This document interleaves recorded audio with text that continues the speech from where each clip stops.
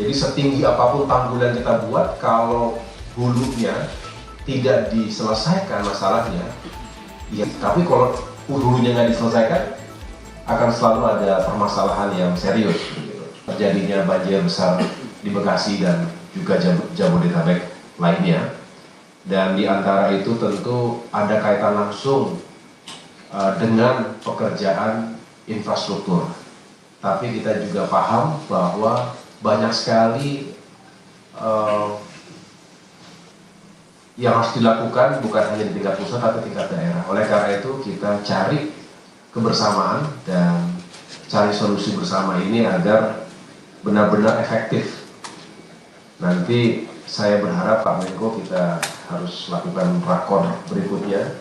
Kita undang semua pihak untuk mencari solusi yang lebih permanen.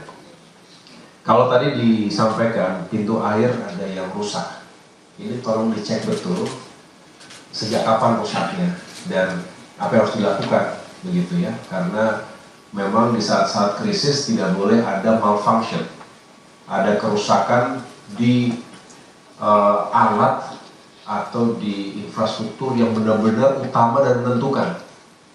Nah ini contoh bahwa kita harus cegah kerusakan-kerusakan seperti ini agar tidak terjadi lagi kemudian di masa depan. Kemudian tadi bicara juga pola tata guna. Jadi ini juga yang harus benar-benar serius Pak Menko, kita tata dengan baik Pak Wagub, karena jangan sampai apa yang terjadi di kabupaten kota yang lain dampaknya ke kota Bekasi atau ke tempat-tempat yang lain. Kita tahu seringkali ada penyalah atau kesalahan atau ketidaksesuaian paling tidak penggunaan lahan atau ruang wilayah. Di sini saya ingin juga tentunya menghadirkan Kementerian ATR BPN untuk kita bedah bersama-sama. Bicara Bogor misalnya, bicara Puncak misalnya, coba dicek sekali lagi dan kita harus mengambil langkah-langkah yang tegas, karena kalau tidak ini akan berulang. Jadi setinggi apapun tanggul yang kita buat, kalau hulunya tidak diselesaikan masalahnya, ya, tapi kalau hulunya nggak diselesaikan, akan selalu ada permasalahan yang serius. Nah ini yang juga harus disesuaikan ke depan. Lalu, tapi juga tidak kemudian, tadi saya dengar dari Bu Dirjen bahwa tetap harus dilakukan penguatan dengan tanggul-tanggul di sekeliling Bekasi, dan Bapak Ibu kita sudah dengar semua, Bapak Presiden Prabowo Subianto juga sangat menginginkan hadirnya giant seawall itu sebetulnya untuk menjadi solusi yang jitu untuk mencegah banjir rob, penurunan atau land subsidence dan lain sebagainya, karena ini sepertinya numpuk semua dari atas, ya kan, kemudian banjir rob begitu, jadi semuanya terjadi dalam saat yang bersamaan sehingga terjadi banjir yang lebih parah dibandingkan tahun-tahun sebelumnya.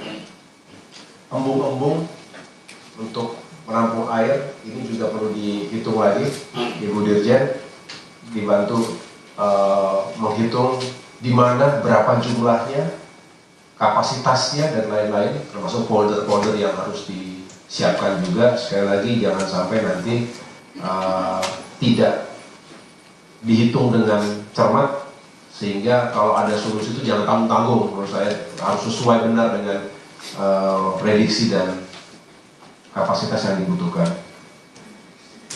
Yang lain-lain saya rasa saya sangat mengapresiasi Kepala BNPB dan Bapak Ibu semua, Pak Menko. Tanggap darurat saya rasa ini sudah dijalankan dengan baik, cekatan, evakuasi dapur umum, kemudian tentunya infrastruktur pendukung, listrik, penerangan dan lain sebagainya.